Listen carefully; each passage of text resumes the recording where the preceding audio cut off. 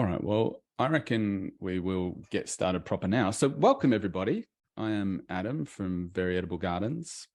I'll say a little bit more about us as we go, but thanks for coming along and, your interest in compost, aka black gold, aka sometimes called resurrection in a bucket, because it is nature's great recycling system. It's where the soil at least, and compost as a kind of hyper amazing example of soil building, is where old things go to die and that creates new life. So we get pretty pumped about it. Just before we get into the content, I should do a little bit of housekeeping actually. So we're going to go for about an hour. I've got hopefully about an hour of content. I haven't timed it. All right, let's get into it. But just before we do, let's talk about what we'll cover first. So this was my idea of what we could cover. Number one, compost is really about soil building. Let's talk about the importance of soil globally, locally, in our backyard. And then we'll talk about how nature composts, which is how it builds soil. And then what even is compost, the benefits of it in the garden. You'll probably be itching for some strategy by now, but you're not getting it yet, because first of all, I'm going to make you learn about compost biology, all the little critters that live in the soil. I should be sharing my screen. But that's going to be a great inroad for us to talk about what these critters need, which happens to be food, air, water, and shelter, which is a great way of learning about how to build and take care of your compost. So we'll talk about a few compost methods. We'll talk about your basic black compost bins. We'll talk about compost bays, and we'll talk in particular about hot compost for a bit. That's pretty exciting. We'll talk about harnessing the power of worms and the power of chooks, and then how to use it. And maybe the problem-solving bit is a lot of what we'll get to in question time, I reckon. So I mentioned my name is Adam Grubb from Very Edible Gardens. We got our start as volunteers in the Permablitz network, which was going since 2006, volunteer backyard makeover networks. It sort of took a little bit of a nosedive in COVID, but it had a good, how many year run is that? 14 years or something. And hopefully we can, I noticed there was a Permablitz in Ballarat last week. So there's still a little bit ticking along. It's not as thriving a network, hasn't rebounded yet. But that's how we cut our teeth, doing backyard working bees with education and learning by doing. And myself and my late colleague, Dan Palmer, featured here on the left, formed Very Edible Gardens in 2009 with a couple other colleagues. And these days we do things like, I put a couple of slides in about wicking beds. Mostly I just put this stuff in because some of the other stuff we do is relevant and we'll mention it in passing, but we make a lot of wicking beds, self-watering, veggie growing beds. Got a website dedicated to that. And we also do chook stuff and permaculture design and do a lot of teaching and lately building compost bays. We've been doing that for a while actually. But let's get into the content. So we want to talk about compost, but first we're going to talk about soil and the significance thereof. Now, if you've seen a certain movie, is it The Martian? Is it Matt Damon, where he grows potatoes in his own poop on Mars? I mean, good effort. Turns out wouldn't actually work because there's certain chemicals in the soil which kill all plant life on Mars, whether or not you build the compost in it or not. Earth is the only planet that we know of that has this stuff called soil. Why? Well, it's a product of living things. And it's this tiny layer of the topsoil, which is really the darker stained part from all the organic matter in this photo before it gets into the subsoil below, which is where most of the plant's nutrients come from. And without that and the biology therein, we wouldn't have a food supply. I mean, other than ocean caught stuff and a little bit of hydroponics, like almost all our food supply comes from the soil. And the terrestrial life, all the forests, everything depends on this precious thin layer of topsoil. So question, just to put it in perspective, Do stomachs, do plants have stomachs? No. So how do they do their digestion or the equivalent of it? Breaking complex things down into smaller molecules that they can absorb and digest and access those nutrients. Well, of course, it's this. They kind of outsource it in a way to the soil. And much like, our stomachs is full of life, billions of bacteria, so is the soil. It's where life is harnessed to break things down to make it accessible to the plants. Now, soils aren't soils. There are good soils, there are bad soils. Places where soils were good and the climate was stable were some of the birthplaces of agriculture. And so here's a bit of modern day Turkey, part of what was the Fertile Crescent. And we invented ploughing, our ancestors, in order to get rid of the competition and grow crops. But along the way, these beautiful soils where we started doing that agriculture through the ploughing and other land clearing and sometimes overgrazing eroded. And so civilizations tend to rise and fall because of soil. They find good soil and then they destroy it. And it's very hard to maintain your population when you can't feed them. It's very hard to have political stability. And so there's a bit of, modern day Syria, where the fact that you see these incredible ruins in places that are now deserts sort of tells you that the population was higher back in the day. It could be sustained. Well, on the flip side, we have the potential in urban settings, not just urban settings, but that's where we are. Most of us probably are, for incredible soils. We can send this the other way. We can be soil builders. We can be champions of civilization. In Melbourne, if you just work it out, like there's about 3 kilograms of food required per person per day, which means there's about 15 million kilograms of food consumed. About a third of that, again, on top of what we eat, I think is how it's worked out, is wasted at the household level, and much more upstream on the farm and in transportation and in retail. But that's basically, a kilogram per person per day is wasted at the household level. And a lot of that ends up in landfill, where it's a terrible problem for off-gassing as methane. Well, we can turn that around. We can create unbelievable soils in our own backyard and not waste all that nutrients that we've already paid for, and build incredible soils. And some of those nutrients are coming from all around the world. Some of that produce came from, other countries. Not ideal, but at least capture those nutrients, that potassium that came all the way from Brazil. Well, probably our bananas are local, but you know what I mean? We can create incredible soils in the city. And there's a good reason to do it, because especially in what we're enthusiastic about, you wouldn't be surprised on account of our name, Very Edible Gardens, is edibilizing the city. And there's that saying, you are what you eat. But it's not always thought of like this. You are what you eat eats. What the plants that you ate, they got their nutrients from the soil. So if we can build healthy soils, we can get healthier plants. That probably means healthier us. What's not to love?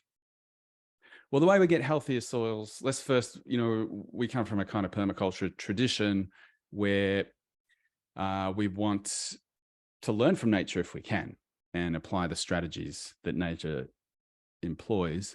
And if you look at a forest floor, this was out in the Dandenongs a couple of days ago, and Brendan's there having a look at the soil building happening in the leaf litter layer, that leaf mold that is breaking down and forming this beautiful, crumbly, chocolatey, delicious, don't eat it, asterisks, soil. And that's what forests and any other living system tends to do. As they die, they go on the surface of the soil, and the soil organisms break them down. This is from an old Canadian textbook, but you see the idea of like this dark, crumbly, high organic matter stuff going down to this rather lifeless stuff below. But it's that top layer where the composting is happening. Well, how about this? So, okay, well done, nature. You're building a bit of soil in the litter layer. Can we go one better? I think we can. So just allow me to, I'm going to try drawing something. We'll see how this goes. So, all right, here's, call this our forest floor. And that's got, let's say there's some stuff growing on it. Could be grasslands, whatever, doesn't matter. Some of that stuff dies and you get a bit of a litter layer on there. And that's breaking down constantly and forming this chocolatey soil. I apologize about my artistic abilities right now. But do you get the idea? Cross section. So that's happening all the time, kind of like what we were seeing. But notice I've drawn a bit of a ditch there because there are these places in nature where that breakdown process, that kind of composting process, happens better than just at the regular surface of the forest floor or the little layer of the grasslands. So in this ditch, you might have a bit of water running into there, and it might be washing things in there. It's a natural low point, so you get a kind of mixture of materials. There's some green stuff, some brown stuff, you know, just the odd leaves and dead stuff falling in there. Bird might fly over and for reasons that would never explain, die and fall, get washed into there. That is terrible. And anyway, basically things will layer up in there. Maybe its friend flew over and did a poop. There's a few poops. Now something's special here. It's all these different stuff mixed together. And because it's at a low point too, it tends to be a little bit more moist than the rest of the forest floor. And in those conditions, there is an explosion of life, bacteria, fungi, and all the little microarthropods and insects and other little things that just start the breakdown process. And that, what's happening there, is much more efficient at turning the dead matter into rich soil than the stuff, especially in drier environments, that's happening elsewhere. It's faster and it's more effective. Less of it just kind of evaporates or is lost chemically. I hope that makes sense. So we want to learn from nature and go, I see what you did there, nature. I reckon we can do you one better. And that's where we come to compost. So compost is really about, yes, speeding up that breakdown process and getting a good mix of materials. So you end up with a beautiful, crumbly, rich, dark, squishy organic matter stuff, which is the gardener's black gold. So compost is the end result of the composting process. And composting, you could say, would be generally an aerobic, so oxygen-rich breakdown of material. It is not rotting. It's to compost is to imply an aerobic breakdown in most cases. So let's talk about some of the benefits of said compost in the garden. I don't know. You tell me in the chat. What's it good for in terms of your plants and your soil?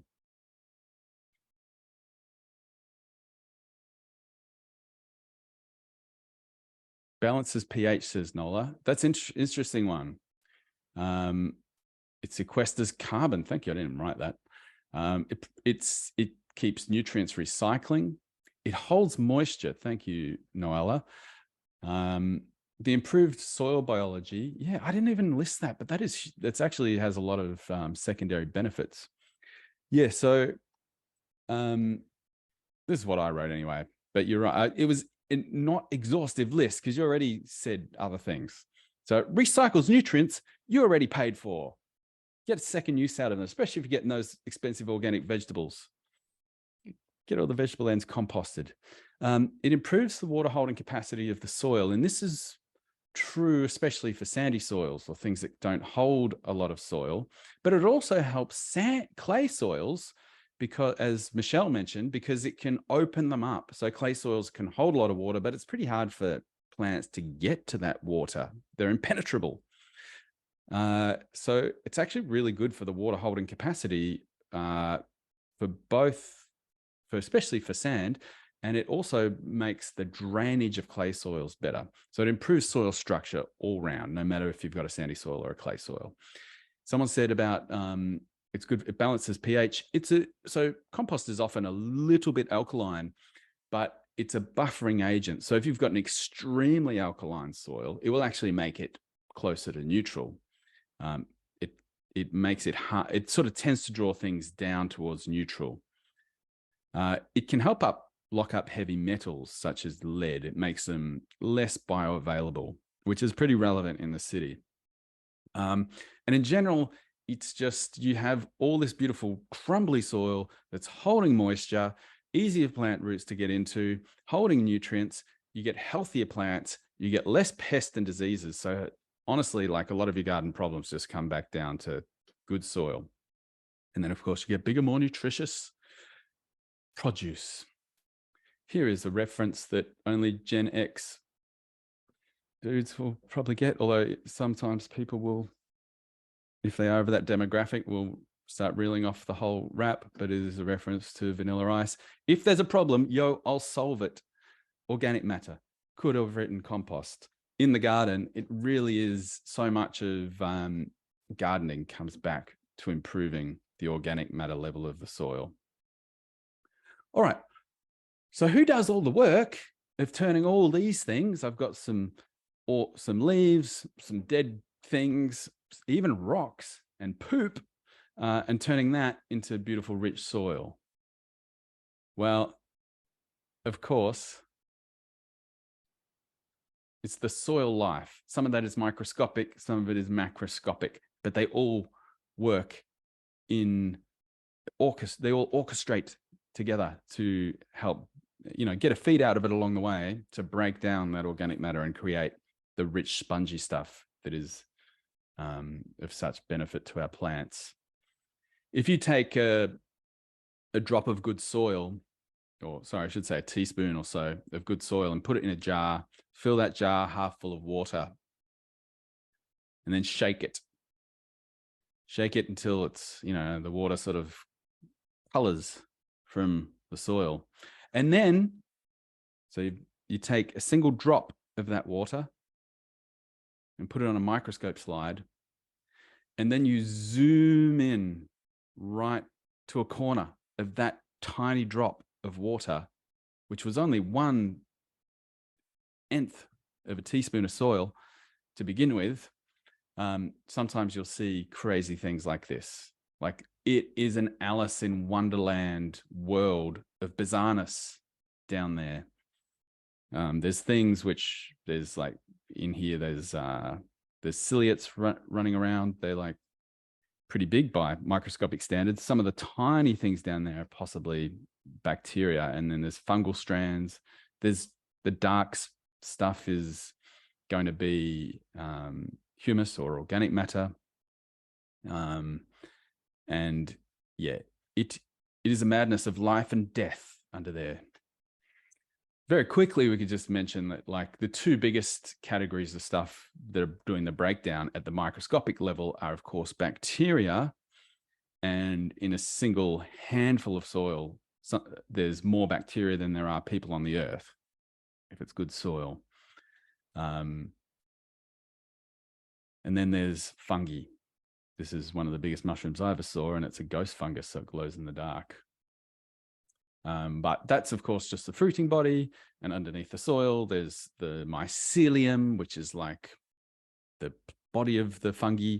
And they often work with plants to access nutrients that the plants struggle to access directly. And they have they work together. But in the compost pile, it's a different class of fungi.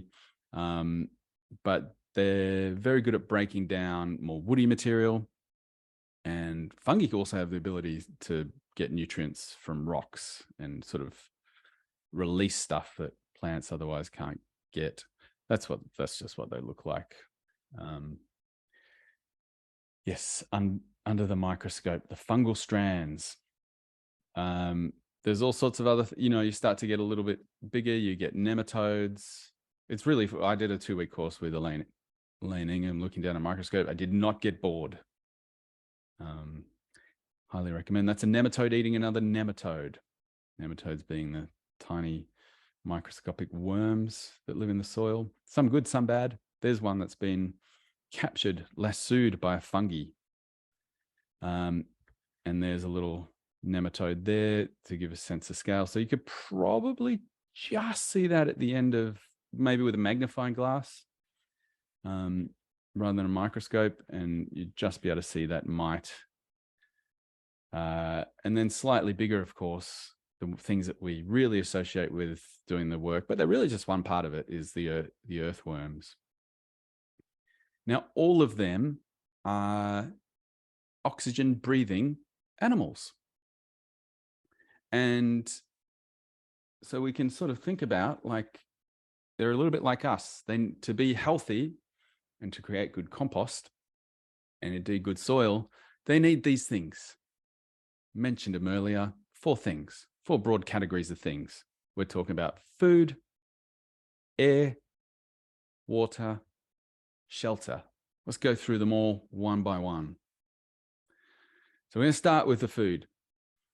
Now, okay, you got to put something into your compost to get something out, but we'll get a little bit more detailed than that. And we're going to talk about getting the right balanced diet. We're not going to go into quite this much detail, though. Let's pull back a bit. We're just going to talk about 2 categories.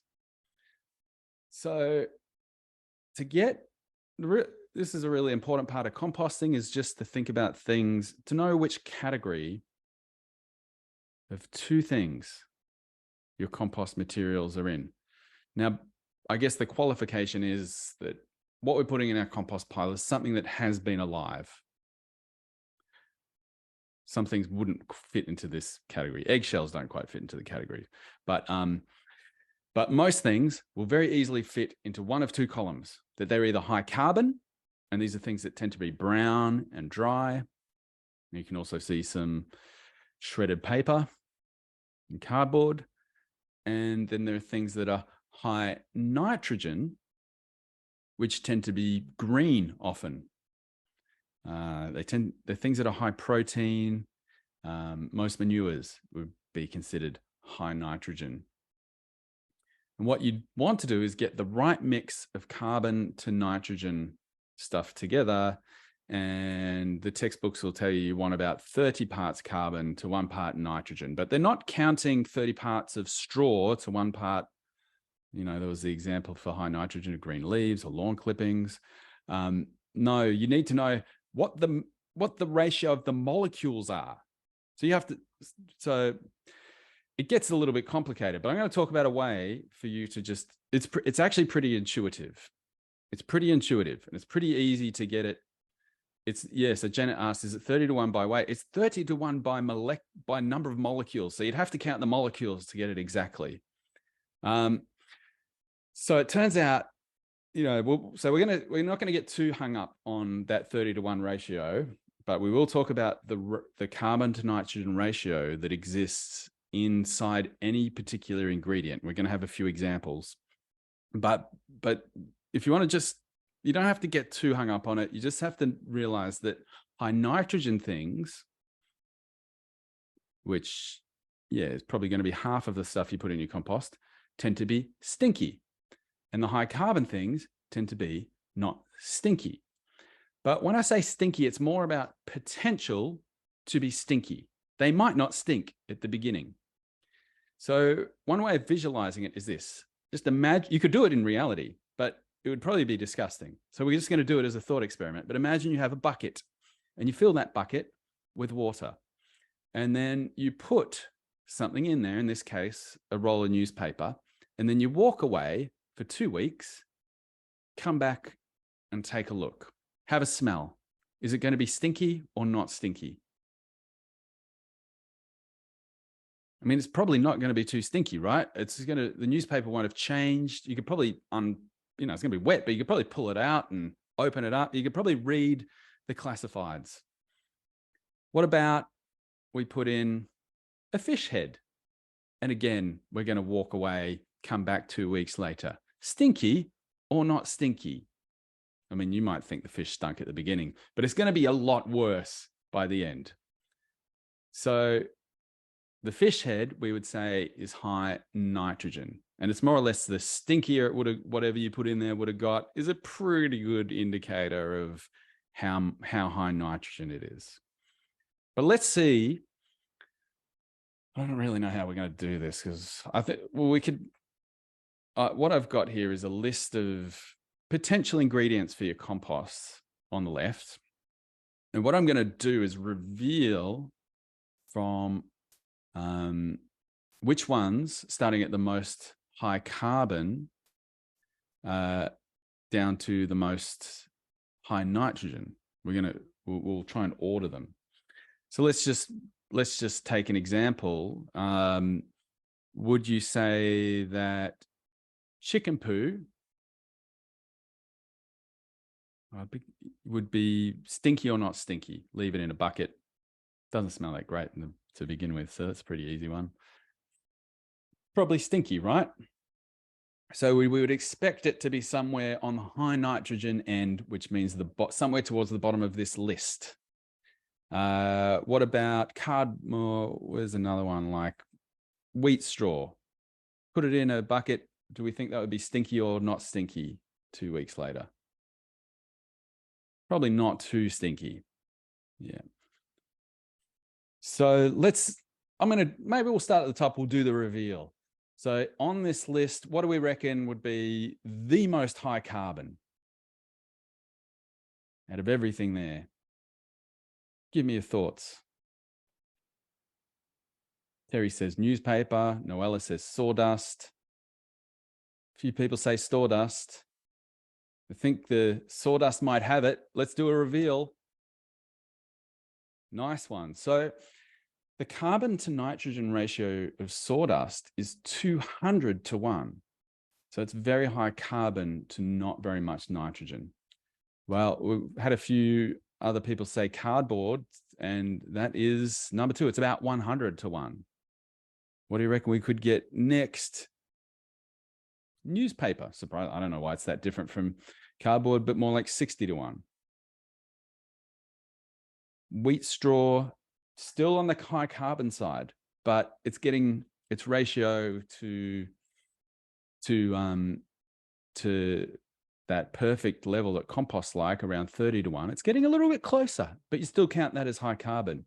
Now, pea straw, that's a legume, so it's a little bit more high nitrogen than pea straw. It's a nitrogen fixer. Horse poo and fruit, they're like bang on the middle. They're like that perfect, you could just about make compost out of straight horse poo. That's what it likes. They're about 30 to 1. Okay, now we're getting into the high nitrogen side because they've got less carbon to nitrogen than 30 to 1. So cow poo,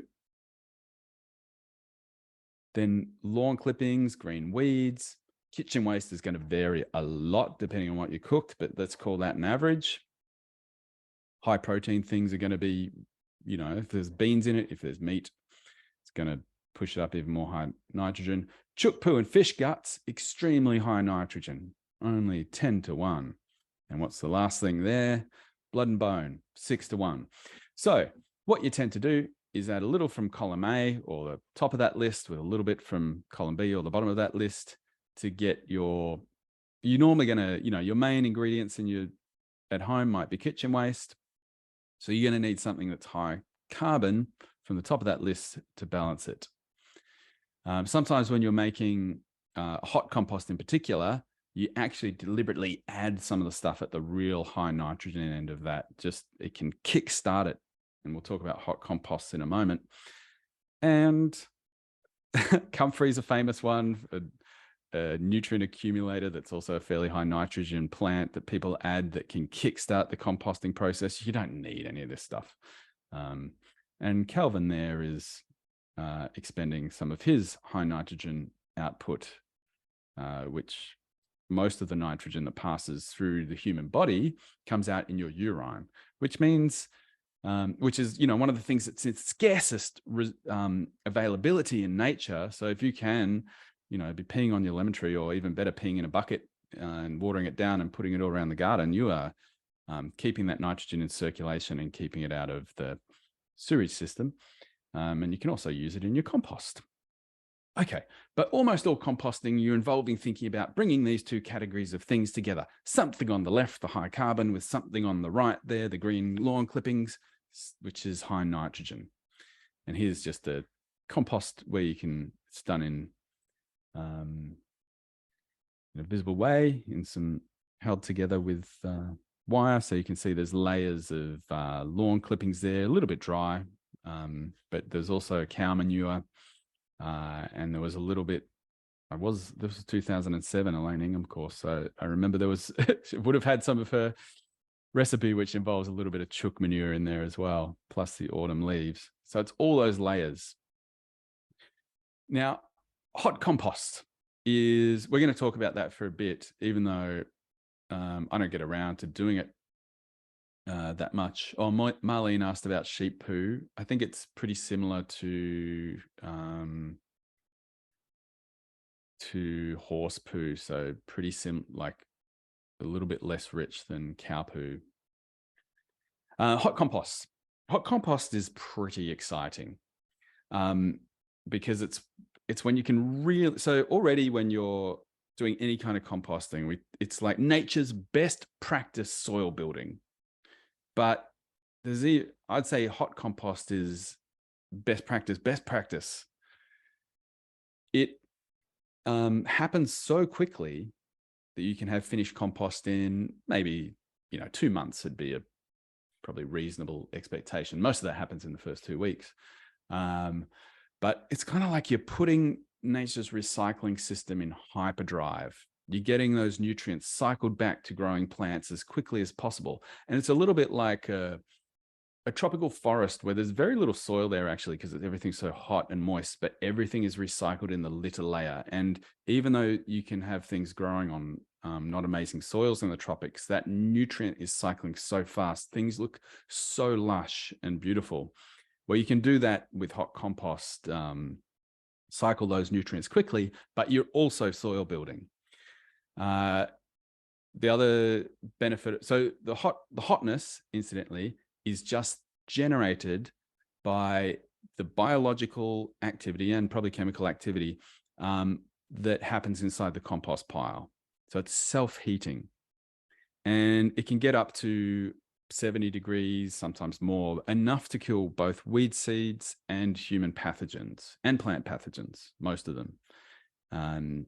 So it's kind of like, in organic certification, you just have to do hot compost, get it above 55 degrees for 3 days, and non-organic ingredients get magically blessed by the hot compost and are considered organic inputs. But there's a certain amount of truth for that. Even some glues and formaldehydes and things can be destroyed in a hot compost. Any compost, I think, but particularly in a hot compost. But it is a batch process. So here's one from years ago where we just piled up cow manure from the paddock, big things of straw and stuff from the bottom of the sheep pens, and heaps of weeds from the garden. And you're going to make a hot compost all at once because you want to get a cubic meter of material all going off at once, so it just gets up to that temperature. If you're adding to it piecemeal, it's just not going to heat up enough. And if it's not big enough, there's not going to be enough insulation from the outside layers for it to get hot enough in the middle. Now, it's in the middle where the action happens. I don't know. You don't want to get too hung up on recipes, but this is what's good for a hot compost is pretty good for your cold composts and your compost bins, which we'll get to next. And of course, not all high carbon materials are the same, or high nitrogen materials the same, as we saw in that list, but roughly about 50% high carbon material, often it's a little bit more, if anything, to about 45% high nitrogen green material. And the examples given here is like lawn clippings or fresh leaves and food scraps, cow manure. And it can be good for the hot compost, particularly, to add a little bit of that activator that just makes it really kick off. That can be chicken manure, or your urine was the example, blood and bone, comfrey. And what we haven't mentioned so far is some bulky material for aeration. So a few twigs, they would technically count as carbon, but they're a bit too chunky to break down. So you just think of them as bulking agent, and that just lets the air get into the middle of the pile. And as we'll mention, that can be good even in your compost bin at home. So here's one of Brendan's I've found in your photos before. So we're going to build a hot compost here, and starting with some kind of coarse material, which is good just for drainage. I'll stop the bottom layer from going a bit sludgy, and then building up layers of alternating, more or less high nitrogen and high carbon layers. So it looks like there's a bit of wood chips and some small ones. If they're too big, they won't break down. There's lawn clippings, there's some straw, some cardboard, some food scraps, and you just build it up in layers. Repeat the layers until you get your cubic meter. And after a few days, you'll see it getting up to temperature. Now here's a little diagram I borrowed from Deep Green Permaculture, but you can see here's our compost heap on the left, and after a few days, it starts to break down in the middle, and that's where it's getting high temperature. But all your weed seeds and your plant pathogens and everything else that's on the outside here isn't breaking down that quickly. So with hot composts, you always need to turn them if you want to process everything fairly evenly and deal with those weed seeds and pathogens. And so you're usually taking the outside off, making another pile of that, and then putting the inside back around it. So you'll start on one side and turn it. That looks nice, Brendan. And then get it over to the other side. But in the process, you're being careful to put the outside in and the inside out. And you'll get a second burst of heat because all that stuff on the outside hadn't broken down that much so far. So that's Brendan's home one using pallets. You can do better than that. It's a little, if you want to move from pile to one side to the other, it's useful if there's removable slats in the middle. So this is just the style of thing that we've been building, which also they're rodent proof as well, which is good. But you can see those sleepers in the middle and at the front will come off, which will make that compost pile turning bit so much faster. Now you can make non-hot composts in these. You can just use them as a nice place out of the way to slow break down all the garden waste and your food and your kitchen waste. But they're suitable for hot compost. They're a cubic meter in size. Well, there's just one in progress where you can see the removable sleepers for easy turning. Just before we get off hot compost, I think it's gloat, or just share really. It's awesome. Like when we teach our 2-week permaculture design intensive courses out in the country, we love to heat the showers with compost. And so this is a 10 cubic meter, more or less, compost pile being built with a roll of pipe running through it, a coil, and all those layers are being put on there. And it's being watered as it goes, which you might have noticed in those last photos was happening as well. Joel and the gang and Michael Jackson on top of that. And that took a couple of days to warm up. There's one of the showers in the background there. And for the rest of the 2 weeks, and apparently for the next couple of months, they had beautiful hot water coming off that out of that compost pile. And it's a good feeling knowing that they're making some fantastic soil in the process and we're harnessing that heat. Nice views out there too, down into the valley floor, having a compost powered shower. Adam, I'll just interject, I might find the video of opening up that pile with Joel talking about it, and we'll put it in the email out after Oh, the sick. workshop. Yeah, that'd be great. Okay, so that's pretty extreme composting. If you are interested in rural scale composting, you're probably talking about doing hot composting, and maybe we can look at some photos of machinery that's used at that rural scale. Someone asked, would you recommend building hot compost on couch grass? No, probably not. You might kill the couch grass, which is directly below it, but maybe not on the edges. It does have to sit around and age for once the heat's gone out of it for another month or so. So usually not good putting it on couch grass, unfortunately. You can kill couch grass in the middle of it. But normally I put my couch grass in make a couch grass tea. Does a black bin count as hot or cold compost? Emily asks. So a black compost bin will warm up, and it'll definitely be hotter than the rest, of your soil or the day temperature usually, but it won't heat up to the minimum temperature of 55 degrees, which makes it qualify according to whoever's standards, I don't know, but definitely for commercial organic compost producing as a hot compost. It won't be hot enough to kill weed seeds. But let's talk about your black bins or your compost bins. And a lot of the same things apply in terms of that food balance. But the biggest issue for most people is that the main thing we're putting in there is just our food scraps. Sometimes some garden waste, but a lot of the time that's your fresh weeds from the garden. And all of those things, or the two aforementioned things, your food scraps and those fresh weeds are high nitrogen. So the biggest challenge we often have for food scraps at the urban scale is just getting those sources of, almost ironically, it's like in nature, high carbon isn't hard to come by. But in the city, it's sometimes the limiting factor. In nature, high nitrogen's harder to come by, but we've got an excess of it. So what do we add to our compost bins, our cold composts? We could call them warm. Let's split the difference.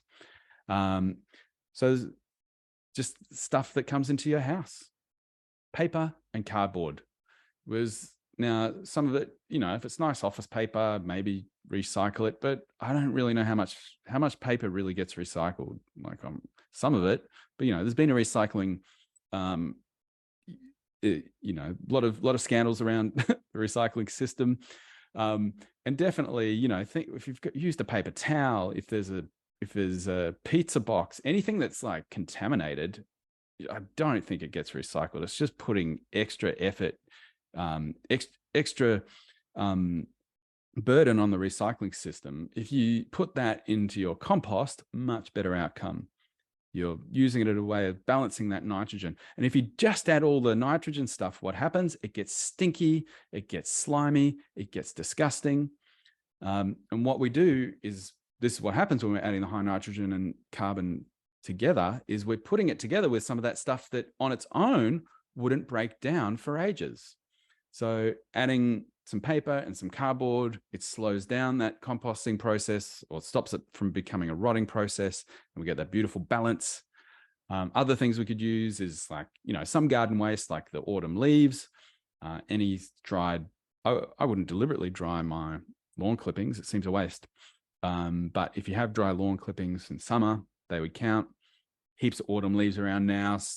Sometimes I'll spend a day scraping them up and putting them next to my compost pile and use them throughout the year. Sawdust, if you have access to it, and ensure it's untreated and no glues. So, I often have a bin full of cardboard that I've shredded and a bit of water, just so it's wet when it goes in next to my compost pile. But it just feels like, for me, most of the time, it seems like a better bet to be putting that into the compost rather than recycling it. So 2 questions. If compost is slimy or stinky, can it be saved by adding high carbon? Yes, it can. So that's right. So don't worry too much if you don't get it wrong 100%. get it right 100% the first time, because you can adjust as you go. And someone asked, are the inks safe? So inks on newspapers, they of course come off on your hand, and they're designed to be non-toxic. There used to be lead in them many years ago, but they're mostly soy-based inks these days, I believe. And there's no heavy metals or negligible heavy metals. They do break down in the compost pile. The shininess you get on the glossy inserts is usually bentonite clay, so it's not toxic.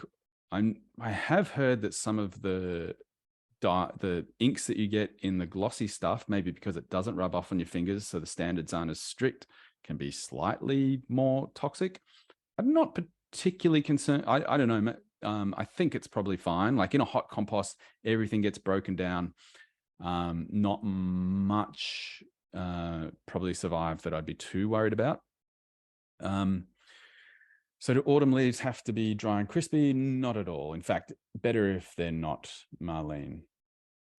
How wet or dry do you want the mix? Asked Mia. Well, we'll get to that. What is it? Food, air, water, shelter. In a minute. In a minute, we'll talk about that. But let's talk about air first. Emily asked, would you put green lawn clippings in the black bin compost or not because of the seeds? It is a good idea, yeah, if you're putting weeds or lawn clippings in to try and harvest them before they go to seed, if you can, because most of the weed seeds won't be destroyed in a regular compost bin.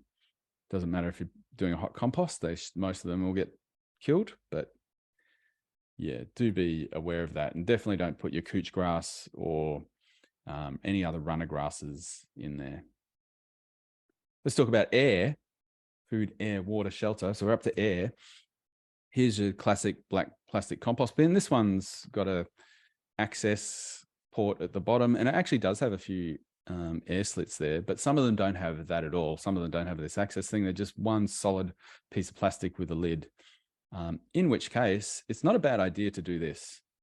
Put a few air holes in it, being careful to stop all the little bits of plastic getting everywhere.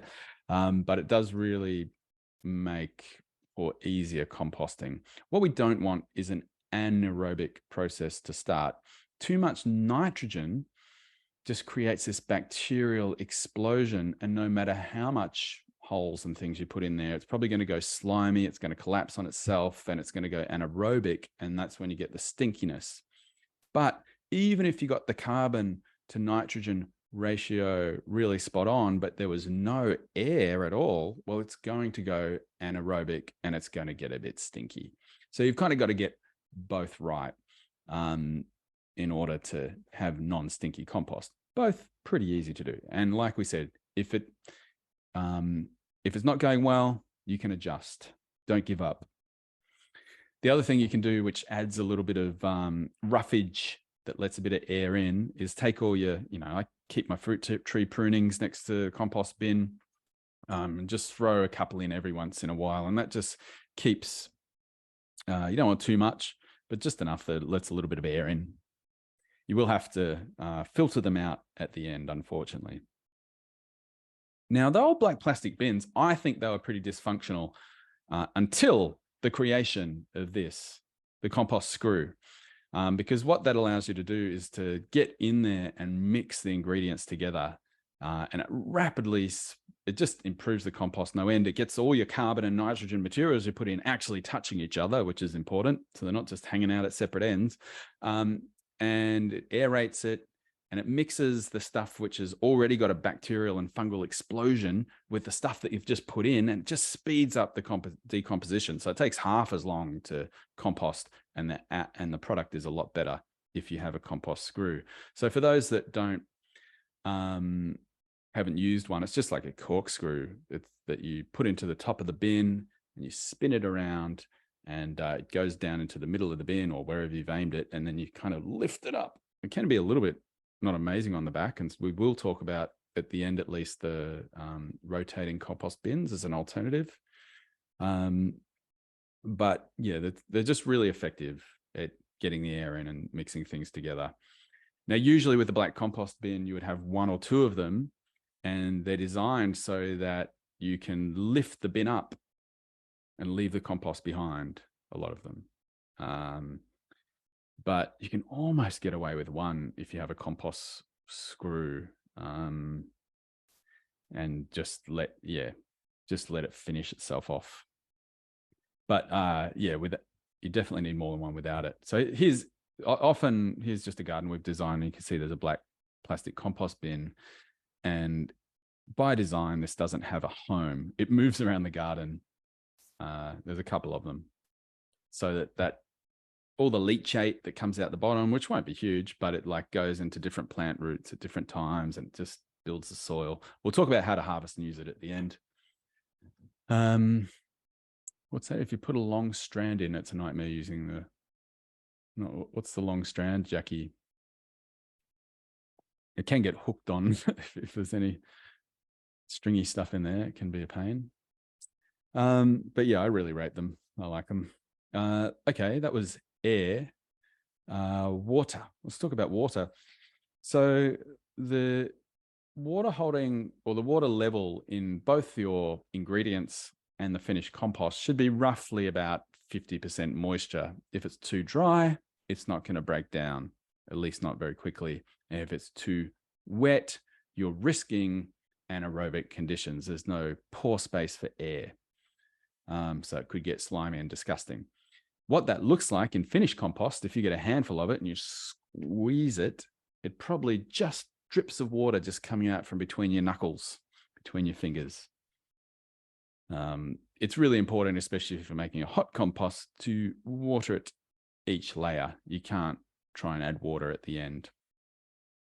In winter, I often take the lid off my compost bin, but in summer, I've got that lid back on, which brings us to shelter. And the primary purpose of that really is about managing moisture levels. So we're mimicking that ditch in the forest floor, only better than that because it's free draining. But we're keeping things contained on multiple sides. So that could be anything from your black plastic compost bin to in hot compost. If it can be good as long as there's air getting up the sides to put it under a tarp. There's our compost bays, and Brendan here is covering it with straw. His hog compost there, which is a form of, it's a little bit part of the compost, but that thick straw layer on the outside is as much about an insulating layer to help it get warm and also maintain the moisture levels inside. Food, air, shelter, water. So I'll quickly mention just rodents can be a problem in compost, especially the cold composting. Hot composting tends to happen so fast that, they don't have a chance to build up or get used to it, and it gets too hot in the middle. Here's Hannah Maloney, our friend from Good Life Permaculture, just putting some rodent mesh on the bottom of her compost pile. I don't always love tucking it over like that. If you can just get it flat enough that it sits well, and then you're sitting it on soil somewhere, that way you can lift the bin off at the end a little bit easier and leave the compost behind. You can still keep the rodents out, but you can even bury them in the soil sometimes if your rodents aren't too aggressive and they won't dig down and find it. I've done that too. But let's talk about harnessing the mighty power of chook. So two of the biggest issues for home composting: not enough carbon and not enough turning. Welcome the power of chook, harnessing the energy of the chickens to do that composting for us. So this is a veg chook system. It's kind of got three parts. There's the chook house, or the coop, where they sleep. You can collect the eggs there as well. Outside of this main area we're going to talk about is the day run, which is often an orchard, and we harness the power of chooks out there too, because they're doing weeding for us and pest control for our fruit trees. But the bit I want to talk about is this middle bit here, the fox-proof straw yard, which has a layer of straw at the bottom, which collects all the poop falling out the bottom of this mesh-bottomed chook house, and that starts composting in the straw. Well, what is attracted to compost that chickens might get a buzz out of? Worms, bugs. That's what gets them out of bed in the morning. They love it. And what do chickens do to find said worms and bugs? They scratch. They throw that straw around everywhere. So they turn the compost. So you end up with this quite functional composting system where they're pooping and turning all the time. And what you can do in our systems here, there's a double door. So you can open very easily the top part of the saloon door here without the chickens dashing out. And you can throw food scraps in there and turn the whole base of this straw yard into a composting chook-powered system. And every few months, you scrape back the surface of the straw, and underneath is a nice layer of compost. So there's the chook-powered orchard part, an example of it. That one's fully netted. And here's one of our chook-powered straw yards. So there's the egg collection box there. Poop falls down there into the straw. Chickens running around in here. This is entirely fox-proof, this part of their enclosure as well, so they can let themselves out during the morning. You can go away for the weekend. They might still have their chook orchard run as a day run somewhere, but they love it in here because there's so many bugs to find. That's where you throw your food scraps, and you get the chickens doing that composting for you. Sometimes we even build compost bays into them, which can help you age it on its way out to the garden. Here's just a couple more examples. These two look like the ones we did at schools. Here's one we did on a permablitz. Just throw the food scraps in there to those happy chickens. Love it. Get them working for you. They don't even know they're working. They think they're having a good time. But yes, underneath, you harvest this beautiful finished compost. Well, let's talk about worms, which is another animal that we can harness to speed up the composting process. So worms can be a little bit more forgiving of not enough carbon. And one of the great things about them is you can have them indoors if you are one of those people that said they're in an apartment. If you've got a bit of a muck room, like in the laundry or something, it's quite doable. This is the Can of Worms worm farm, which I don't know how popular they are these days, but they kind of solved a lot of the problems that previous worm farmers had with growing worms, such as keeping flies out, separating the worms from the compost. They've got a multi-tray system. So you start adding a material to the bottom one.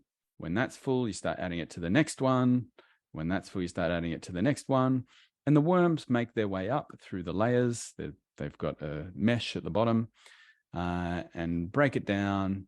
And by the time, this one's full and the worms are mostly hanging out in here, you can harvest this tray at the bottom and then put it back up at the top, and the cycle starts again. Incredible, great design. They also separate the liquid. It all drains out, and people call it worm wee or worm juice and put it on the garden. Incredible system. Minor drawback: destroys, kills, massacres worms on hot days if it's in the sun in particular. There's not enough thermal mass. Worms start dying above 30 degrees or so. And most people that have owned these that aren't in the garage or somewhere have had to experience a kind of worm apocalypse. But if you can get it out in the right spot on the south side of a building, out of any direct sun, they can be really functional. There are other things on the market now. This is probably bigger than it looks, a bit more thermal mass. That's, what's it called? Hungry Bin. And then there's the sub-pod style things. There's smaller versions of this you can get as well, which actually sit in the ground. A little bit harder to harvest, but the idea is that the worms just take the compost in and out themselves into your garden bed. So often they're put in raised veggie beds. And so the worms will just come in and out in those holes and distribute it themselves. Both systems worth considering. So with compost worms, you need to buy worms. If you've just got one of those black compost bins, it's connected to the ground. Usually they will find their way in there. They do live in the litter layer. They are different to regular earthworms, which tend to live a bit deeper in the soil, but you'll nevertheless have some compost worms naturally in your garden if you've been gardening there for a while, and they will find their way into your compost bin anyway. So I can't remember the last time I bought worms. They show up. And if you have a friend with a worm farm, you can seed from them as well. But they are different to your regular earthworms. One of the ways you can recognize them is at least the species, I think the red tiger compost worms, they're red on top and they've got a top and a bottom, which is lighter colored underneath, and they're a little bit flat. Whereas your earthworms tend to be a little bit more robust looking and fully round and not an obvious top and bottom. So it's those flatter ones that have the redder on top, lighter on bottom is what you're looking for. And if there's anything in your compost bin, it's going to be them. It's not earthworms. What can you feed your worms?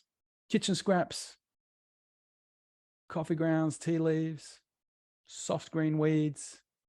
But they do like, and not everybody recommends this, but I think it's quite important. They're a bit more resilient without carbon, but Woz says nothing smellier than a dead worm farm in the middle of summer. Yes, it's awful. Yeah, but they do like a bit of carbon in the form of soaked cardboard or dry grass. I mean, often they come with coconut coir, or is that how you say it? But anyway, I don't know how I feel about that. It's imported from somewhere tropical. Use something local, may as well.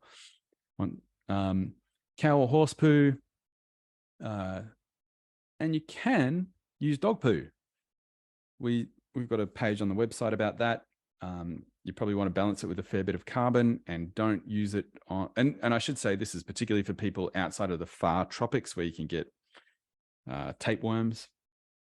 I wouldn't use it if you're in northern Queensland, but for most of us in urban centres, you can cycle dog poo, but I would still handle it with care and not put it on your veggies. People say not to use citrus, onion, or meat. Definitely don't overdo it with any of those.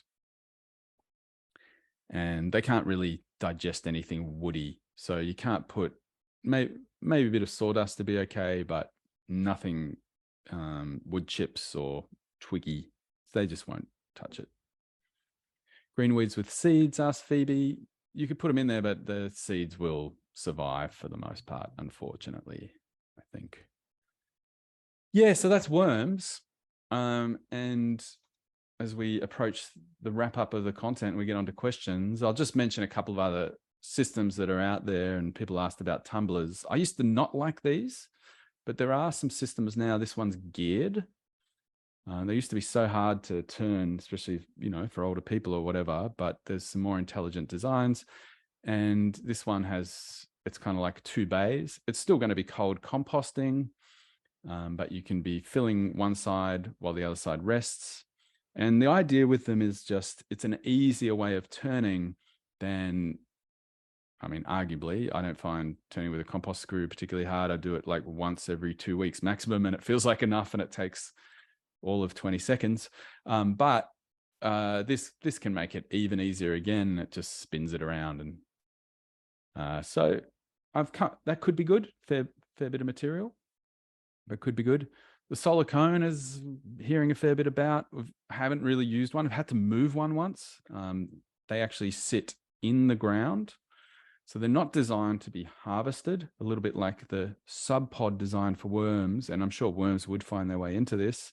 It's just the soil life takes it out into the soil. The one that we had to move was incredibly difficult to move. It was so heavy and disgusting and stinky. I think they used a lot to just throw food scraps in the garden, and it's down deep in the soil. You don't smell it. It's totally covered. A lot of people probably don't put carbon in it. If you want just a veggie disposal system, you could do worse. But so far, I'm not convinced. And then if you're in an apartment, you might consider bokashi. But unlike everything else that we've talked about tonight, this is an anaerobic system. It's not really compost per se. The thing that stops it from stinking like other anaerobic systems is that you add this this bacterial mix, which helps it ferment in a way that doesn't stink somehow. And people say you can put meat and things in there, but it doesn't really finish composting. It sort of ferments it. You really need to take it down to your local community garden to finish the composting process. And with a lot of councils now doing composting at the council scale, I'd probably just put it in my green bin rather than use Bokashi. But I don't have much experience with it, so maybe some other people are more enthusiastic. Well, fantastic. Well, before we wrap up, let's talk about how we use it, of course. And, the whole point of this, besides stopping it going, creating methane, is to make some beautiful soil so we can grow some fantastic produce and turn it into healthy food for healthy humans and some damn fine tasting gourmet gear. And so that means putting it onto the soil. Sometimes it's controversial whether you're on the no dig or dig it in side of the spectrum, and it might depend on what you're growing. But in the veggie patch, it doesn't really hurt to dig it into the top layer of your soil using a fork, and always protect it under a beautiful layer of mulch, which will both break down and continue feeding the soil and sort of protect it like a blanket and keep the moisture in. So thank you, everybody. And sorry, it went a little bit over time for coming along tonight. And if anybody has any questions that we didn't get to during the course of the workshop, throw them in. This is us. If you would like to know more, I probably should say veryediblegardens.com.au. I think both work though. And Wikibeds at wikibeds.com.au. And we are, if anyone's interested in the compost bays that we build, they and the wicking beds and our chook systems are all made out of beautiful cypress macrocarpa. It's a sustainable timber that is harvested from end-of-life shelter belts, mostly in Gippsland by a little family sawmill that we work with. It smells beautiful. It's naturally rot resistant. We love it. Our warehouse smells beautiful. I wouldn't say we do, but we get a little bit of the cypress smell on us sometimes. Thanks so much, everybody. Am I missing any? Did I miss any? Someone asked, can citrus and onion go into a regular tumble compost bin? Yes, it's really, you're probably not going to get too many worms in your tumble compost bin. It's really worms that don't like the citrus oils. That said, as soon as those citrus mold and those oils get eaten, the worms get straight into them. So it's not a huge issue. Oh, is ash from the fire carbon? Ash is actually everything bar the carbon. So it's just concentrated minerals. It can be good to put it into compost a little bit and mix it through. It's just adding all those minerals, but it doesn't count as either carbon or nitrogen. It's everything else, bar oxygen and hydrogen, but just all those, all the minerals. Yeah, it is better to put it in your compost and have biology turn it into bioavailable forms than throwing it directly on the soil, because it does become quite alkaline in the rain if it's not composted before it's applied. So ash in the compost is a good idea in moderation. How good is compost, says Kevin. I know, right? B asks, cat poo, would a dedicated compost of poo straw be enough for compost? Yeah, I haven't looked in. So we do have a thing on the website about dog poo, and I haven't looked into the parasites of cats to be as confident about recommending it. But I have heard people composting cat poo. If you use the bentonite kitty litter, that's fine. Particularly, I mean, it's really good on sandy soils if you were to get that into sandy soils. But maybe even better if you were going to compost it would be to use the recycled paper kitty litter. But Yes, asterisks. I haven't looked into all the what survives worm farming in cat parasites. Hint for the worm farm: blitz kitchen scraps in a blender with a little water. Yeah, that will speed it up. That is true. They love. Thanks, Was. Yeah, they don't have teeth. Poor little worms. They have to just gum everything. So if you can chop it up for them, they do appreciate it.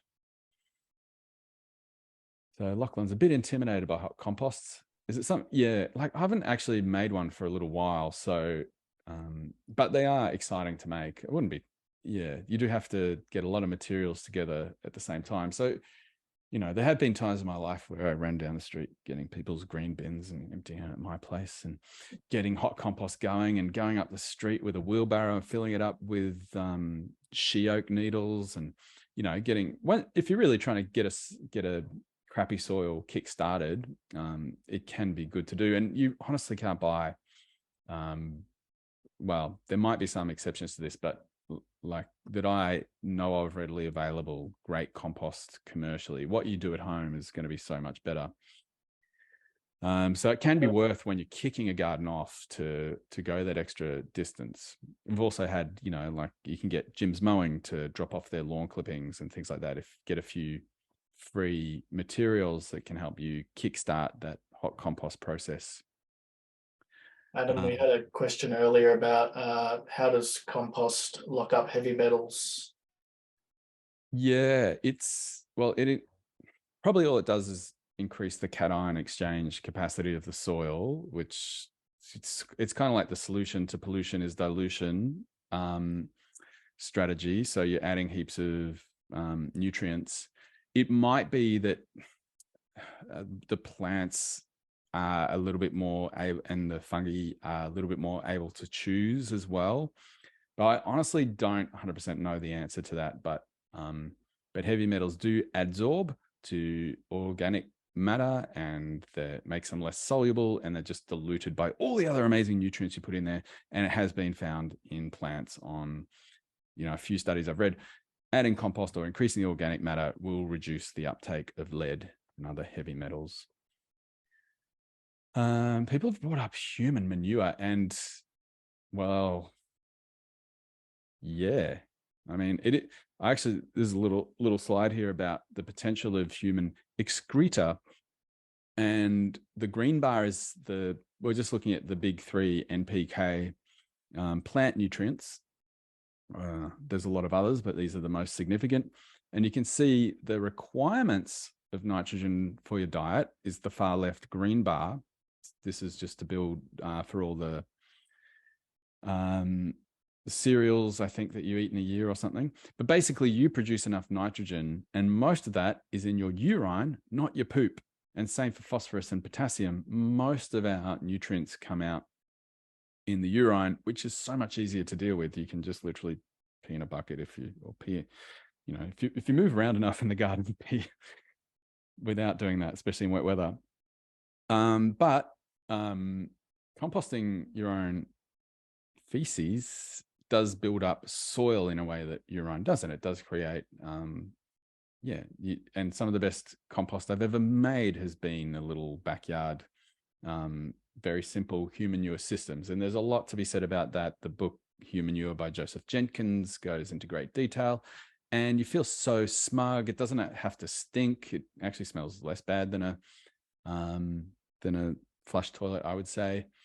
And the legality is a little bit unknown, like what you're really allowed to do at your own backyard. Like I think it's a bit of a gray area, but you can get commercial systems as well. But it's just going to be a bit of a but you can do a lot with a compost pile in a pickle barrel and a nice bucket in a wooden container with a lid on it, which you empty and isn't as gross as you think, because you line it with newspaper and put in lots of carbon matter. I'm probably disgusting half of the people here, but it is the next tier. Like at some point, we're going to have to cycle all our nutrients to stay on this planet.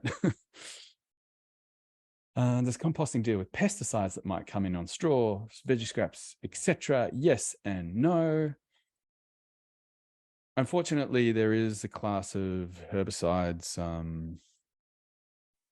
What are they called? It's the one that's been in the newspapers last year, that in even a few parts per billion can cause plant damage. So it's a type of broadleaf herbicide, which will survive hot composting, unfortunately. And there's efforts in the UK and to a lesser extent here to get that class of broadleaf herbicide banned. It's been absolutely devastating for people that have set up gardens with compost that's come from council waste reused, and that's probably got grass and other things coming off golf courses going into it that have been sprayed with this class of herbicide, and just a small amount of it has been devastating people's gardens. Particularly crops are more affected than others. That seems to be the exception rather than the rule. Most of these, herbicides and pesticides are designed to be biodegradable, and composting speeds up a lot of that stuff, but I can't say I can speak with authority about everything, so it's complicated. Was mentioned, that is exactly what was asked about. Yes. Yeah, so you will see, if you have a problem in your garden, particularly with beans and tomatoes, there's a few other things that are affected, but those two in particular, where you get a curling of the growth tips, can someone remind me what the class of herbicides is? But yes, it's very hard to prove, but except in bioassays, like when you do growing tests, but yes, it has been really devastating the last couple of years, that it's really affected thousands of people trying to do the right thing and have spent a lot of money on commercial compost. But if you know what's going into it, no problem. No, not glyphosate, Ben. It's a broadleaf class. I wrote a bloody essay to myself about it, so I can't remember the name of anything now. Anyway, for those that did want to talk about the commercial stuff, I just thought I'd show a couple of photos of how you can turn the outside in and the inside out. This is for use with windrows. So this is, small scale commercial composting, people doing it right. A lot of commercial compost you get has gone anaerobic. A lot of things die in its production. But there's this thing that sits next to the tractor, sort of goes out the side, and you drive this along the windrow, and this spins and it throws the inside of the pile up at the same time as the outside is pushed in. And that's how, on the commercial scale, that just drives right through the middle of the windrow of the compost. Obviously you can do it with non-specialist machinery, but this is just how you do it at scale.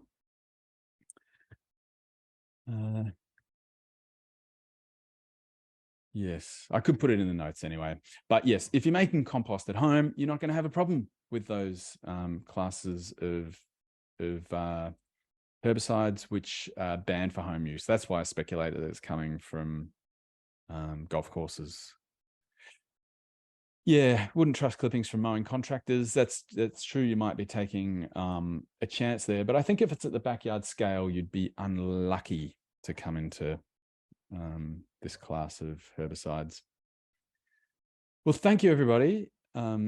Appreciate you all coming along, and we'll send out we'll send you out some notes, our compost notes, a little PDF, and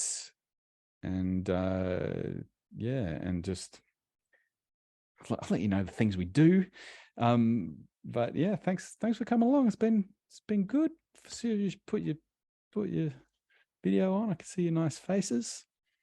I've been Adam from Very Edible Gardens. Did you have anything you wanted to add, Brendan or Bal? I think that was excellent, Adam. I'm pretty stoked with all of that. Okay, good. Yeah, every time I think about it, made me focus on compost, and I feel even more pumped about compost. Compost is such an incredible thing to include in any backyard. Even if you're doing cold composts, just do those things right. Your water, air, Mhm. try and get a bit of brown in there if it's going stinky. Yeah, And it just gives back. It's so good for the garden. It's so rewarding. good summary. Thank you. Well, thanks everybody. We're going to end it there. It's been a pleasure.